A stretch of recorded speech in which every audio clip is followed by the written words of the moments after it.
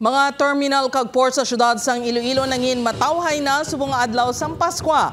Outbound passengers sa mga puerto sa syudad humalin kahapon naglabot sa masobra 12,000. Ini ang gintutukan ni Kim Salinas live sa Parola Wharf sa Iloilo City. Kim?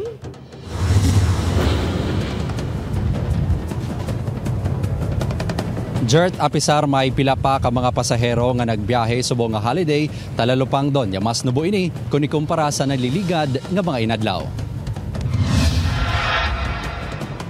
Talalupang don nga matawhay na ang mga bus terminal kag port sa syudad sang Iloilo subong adlaw sang Paskwa nga ginakabig man regular non-working holiday.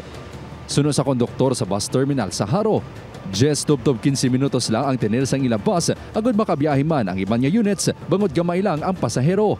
Gamay subong kwan kay ang iban way manggapuli gid niya kay iban ga board man te. Sang Sabado lang tawo mo to damo kay daw na bala kay long weekend pero subong way nagawa. Laka nagawa. Bangod gamay lang ang pasahero, madamo sa nakapark ng mga bus padulong sa Southern Iloilo, Antique kagaklan sa terminal. Si Wendy naghingagaw nga makasulog sang Paskwa upod ang pamilya. Isa ka tuig man kuno ini nga wala makapauli.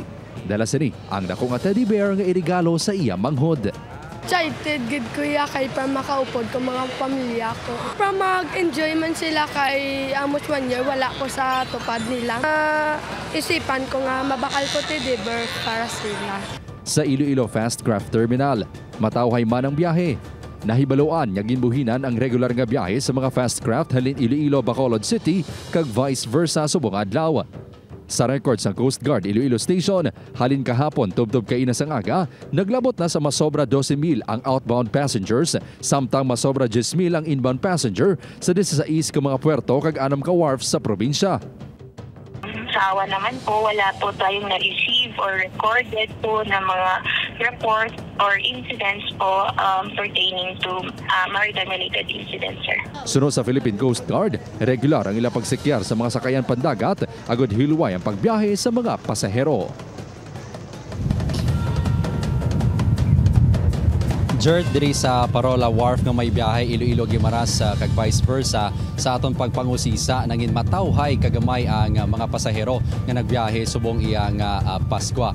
Apisar man nga holiday alas 10 karon sa gihapon sa gabi ang last trip sang ferryboat pakadto sa Guimaras. Jert? Madamo nga salamat kag Merry Christmas kapuso Kim Salinas.